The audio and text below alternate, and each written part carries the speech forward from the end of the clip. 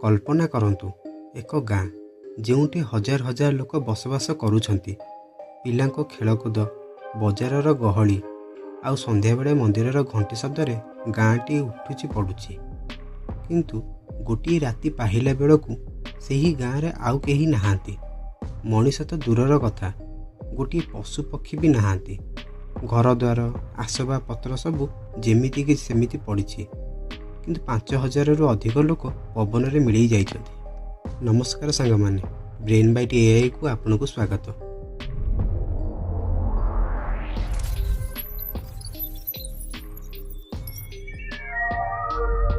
आज आम एपरी एक रहस्य उपर परदा उठाइबाकू जाउछु, जहार उत्तर आज पर्यंत विज्ञान किंबा इतिहास देई पारि नाही। एहा हेउछि राजस्थान अभिशप्त गाँ कुलधरार कहानी। कुलधरा गाँर कहानी आरंभ हुए आज को प्राय 200 वर्ष पूर्वे। जैसालमेर ठारू मात्र 18 किलोमीटर दूर में अवस्थित थिला एही गाँ। एठारे रहुथिले पालिवाल ब्राह्मण संप्रदायर लोक माने। सेमाने बहुत बुद्धिमान एवं परिश्रमी थिले। मरुभूमि रे सुखिला माटी रे भी सेमाने कृषि करिवार नुआ तरीका बाहर करथिले। सेमानक पाखरे धन संपत्तिर कौनसी अभाव नथिला। 84टी गाँ को नहीं सेमानकर एक विराट साम्राज्य गढ़ी उठिथिला। सबकिछि ठीक चलीथिला, किंतु सेमानकर एही सुख शांति उपरे कहार खराब नजर पड़ीगला। एही गाँर सर्वनाशर कारण थिला जड़े व्यक्ति, सालिम सिंह। से थिला जैसालमेरर देवान बा मंत्री। तार क्षमता आउ अहंकार आगरे राजा भी किछि नथिले। सालिम सिंह थिला अत्यंत निष्ठुर एवं लंपट। दिने टिकस आदाय करने आसीथिबा बेले तार नजर पड़िला गाँ मुखियांकर सुंदरी झील उपरे। सेही मुहूर्त रे ही से निष्पत्ति नेला जे से सेही झील को निजर करिवो। सालिम सिंह गाँ लोकों को धमक देला, जदि पूर्णिमा राति सुधा सेमाने सेही झील को ता हाथ में न दियंती तेबे से पूरा गाँ को ध्वंस करदेव। लोकों को मारी रक्तर नई बोहाई देव। पालिवाल ब्राह्मण माने निजर सम्मान को जीवन ठारू अधिक भल पाउथिले। सेमाने निज झीर इज्जत सहित कौनसी आपस बुझामणा करने को प्रस्तुत नथिले। पूर्णिमा रातिर गोटे दिन पूर्वर 84टी जाक गाँर मुखिया माने एकाठी हुई एक गोपन बैठक कले। निष्पत्ति नियागला सेमाने माटी छाड़िबे, किंतु निज सम्मान छाड़िबे नाही। आउ तापरे आसिला सेही भयंकर राति।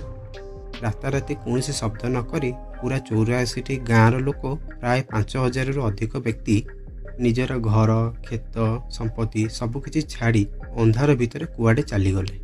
जीवा पूर्व सेमाने कुलधरा माटी को एक भयंकर अभिशाप दे जाइथिले। सेमाने अभिशाप देले जे आजी पर एही गाँ रे केही भी बसवास करि परिबे नाही। जी भी एठारे रहिबाकू चेष्टा करिवो ताहार विनाश हेबो। आउ आश्चर्यर कथा हेउछि आजी पर्यंत सेही अभिशाप सत्य होई रहिछि। गत 200 वर्ष धरी सेही गाँ रे केही भी गोटी राति कटाई पारि नाहांती। जी भी चेष्टा करिछि ताहा सह किछि ना किछि अघटन घटिछि। आज Kuldhara archaeological survey of India बा एएसआई रो अधीन रे अछि। सूर्यास्त परे एही गाँ भितर को जिबाकू काहाको अनुमति नाही।